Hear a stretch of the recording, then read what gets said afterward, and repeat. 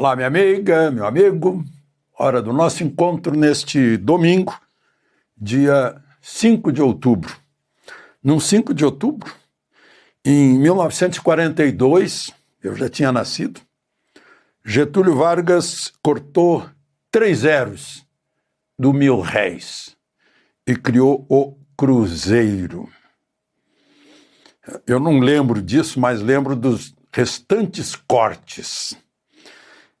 Foi Cruzeiro, Cruzeiro Novo, e aí foi mudando, eu já nem lembro mais. Eu sei que cortaram tanto zero que o meu avô depositava na caderneta da Caixa Econômica Federal e eu tinha o equivalente aí uns 50, 55 mil dólares. Aí eu fui ver na Caixa anos atrás, se eles fossem calcular mesmo, eu estava devendo. O Estado brasileiro roubou de uma criança o dinheiro que seu avô lhe dava para um dia fazer uma banca de advocacia, que era o sonho do meu avô. Bom, e 5 de outubro de 1988, a atual Constituição. Foi o dia em que, ao ser promulgada, ou seja, a Constituição não precisa da sanção do presidente, a Assembleia Constituinte é que entrega a Constituição ao Brasil. O Dr. Ulisses deixou aquela frase de que quem trai a Constituição é um traidor da pátria. Quem não segue a Constituição, quem não obedece à Constituição, quem promete solenemente defendê-la e não defende, guardá-la e não guarda, é um traidor da pátria. O Dr. Ulisses é que disse. Vamos então ao restante da conversa de hoje. Lembre-se de se inscrever se ainda não fez isso e ao final de deixar o gostei ou não gostei.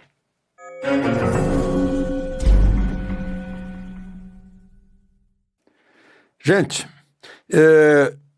o ministro Fachin, no sábado, foi de São Paulo para Brasília no voo Gol 1452, no meio da tarde. Entrou sozinho, sem segurança, sentou-se, não foi importunado por ninguém, chegou a Brasília, saiu sozinho também, no finger ele saiu pela lateral, porque tinha um funcionário do Supremo esperando por ele. No discurso de posse ele falou em austeridade, significa menos gastos do Supremo. No dia da posse, ele não quis o jantar. Pois é, a despeito de ele ter começado a derrubar a Lava Jato, ele ter impedido a polícia subir morro, o ministro Fachin está dando um exemplo para os demais ministros. Eu fico me perguntando, um chefe de poder, no caso o presidente do Supremo, viaja de Gol, ou de Latam, ou de Azul, junto com os outros passageiros. É um exemplo para os outros ministros, para o vice, Moraes e os outros. O ministro Fachin não fica dando entrevistas, é discreto.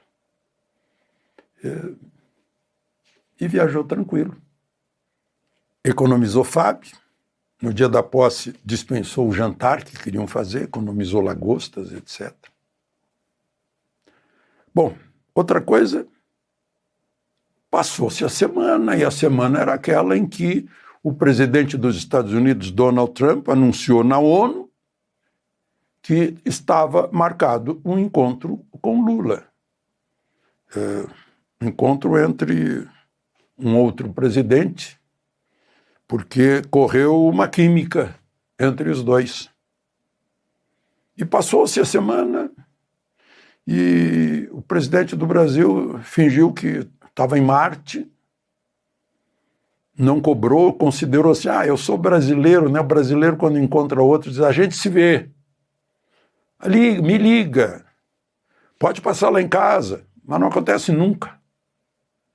Só que tem uma coisa, os brasileiros foram muito prejudicados, eu anotei aqui, veja só, redução de exportações, redução de renda, redução de emprego, o setor como açúcares, menos 70% de exportações, proteínas animais, menos 46%.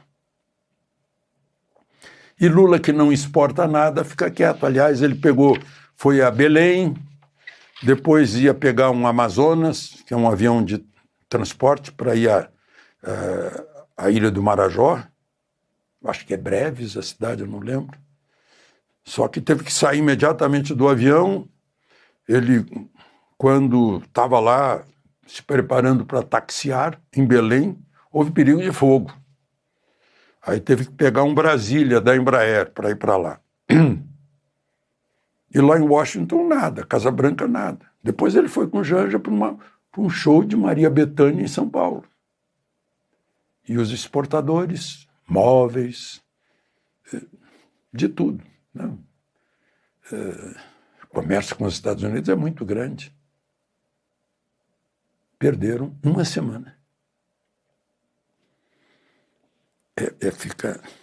Outra coisa que podem dizer, o Trump estava ocupado com a paz em Gaza. Em primeiro lugar, paz de Gaza, olha, ainda hoje o Habacuc, profeta, lido na missa de domingo, lembrou da destruição de Jerusalém, já naqueles tempos babilônios, Nabucodonosor, Faraó, levando presos, levando como escravos. Até os ingleses, lá na hora da independência de Israel, o mundo árabe inteiro em cima de Israel, quando, pelas mãos de Oswaldo Aranha, o brasileiro, lá na ONU, se criou o Estado de Israel. E todas as guerras que Israel teve que se defender para não ser extinto. Depois, aquele ataque do Hamas foi a maior matança de israelenses naquele 7 de outubro. Trump certamente estava cuidando disso. Não vai conseguir nada com o Hamas por lá, né? Porque foi feito um acordo de paz, a Organização para a Libertação da Palestina, reconhecendo o direito de haver o Estado de Israel, e Israel reconhecendo o Estado palestino. Começou com a Autoridade Palestina, que lá está, tem embaixador aqui no Brasil, só que o Hamas, comandado pelo Irã, por Teherã, pelos ayatolás, tirou a OLP de lá, usurpou o poder. A OLP está pequenininha lá na Cisjordânia. Né? E sabem, vocês sabiam que metade da energia da faixa de Gaza vem de Israel. Gás, combustível, eletricidade, água, 10% da água. Os empregos, agora está tudo alterado, né?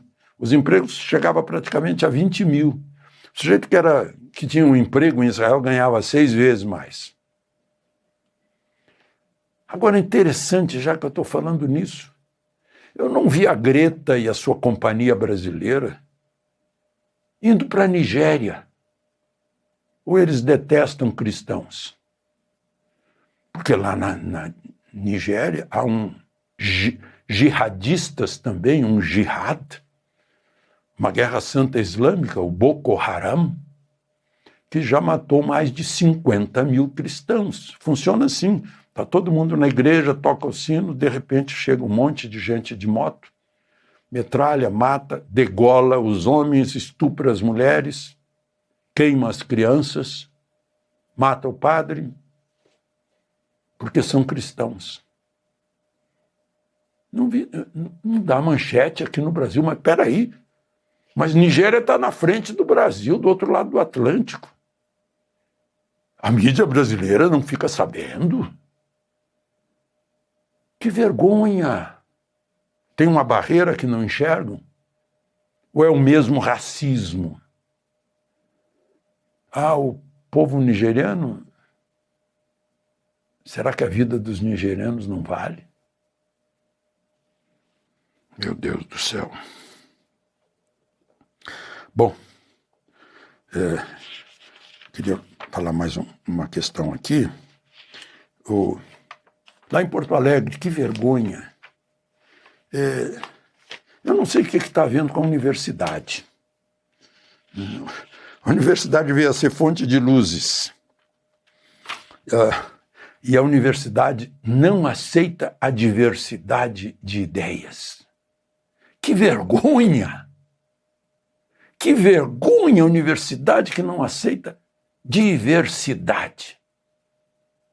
E a principal diversidade é a de ideias, de pensamento. Uma professora da Universidade Federal do Rio Grande do Sul estava levando os alunos para fazer uma visita didática, pedagógica, à Câmara de Vereadores, ao Poder Legislativo Municipal. Quando ela chegou diante da porta da presidente da Câmara de Vereadores, a vereadora comandante Nádia Gerhardt, ela pegou um adesivo que é de uma vereadora do PSOL, vereadora ou vereadora, eu não sei, porque eu vi na biografia que essa pessoa, o meu nome aqui, coisas interessantes. Lá na biografia da vereadora Atena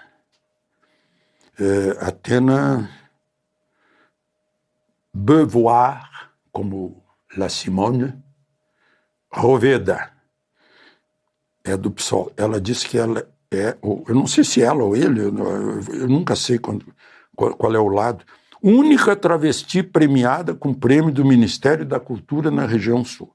Aí ela tinha um adesivo que dizia "Fogo nos racistas". E colou na frente da foto da presidente do Legislativo de Porto Alegre, que, quando soube, imediatamente chamou a polícia e registrou na delegacia. E eu vi lá o argumento das pessoas que fizeram isso é que foi uma manifestação cultural.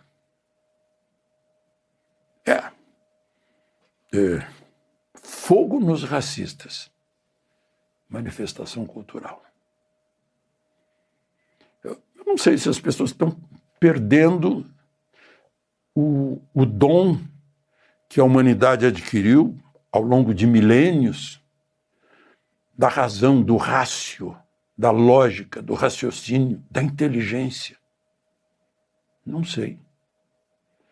Ou é um mecanismo psíquico de infantilização de adultos que, não querendo assumir responsabilidade, agem como essa professora, uma professora diante dos alunos, colando adesivo como se fosse uma militante do DCE, do Diretório Acadêmico. Ou seja, não amadureceu, não se tornou adulta, está com medo da idade adulta, mas está lecionando. Que exemplo está dando? Meu Deus. A nossa conversa de hoje, né? E aí, para concluir, o Alexandre Carvalho, casado com uma atriz, ele é empresário. Esse é empresário mesmo, não é o bodegueiro da esquina que chamam de empresário. Esse é empresário mesmo. Ele tem a Urca Energia, tem a Mercedes-Benz de Portugal, trabalha com bebidas, trabalha com aviação, com saneamento. Eu vi imagens dele ele escalando o Cristo Redentor e caminhando lá em cima de um braço do Cristo Redentor. Pois ele caiu em casa, bateu a cabeça no chão e morreu. 58 anos. Por que eu estou falando isso? Para alertar todo mundo, né? Gugu Liberato foi assim também. Os perigos de casa. Eu imagino o sujeito pode escalar o Everest e escorregar em casa e bater a cabeça no chão. A cabeça é frágil e comanda o resto do corpo. Se parar de comandar, o coração para e os pulmões também. De Brasília, Alexandre Garcia.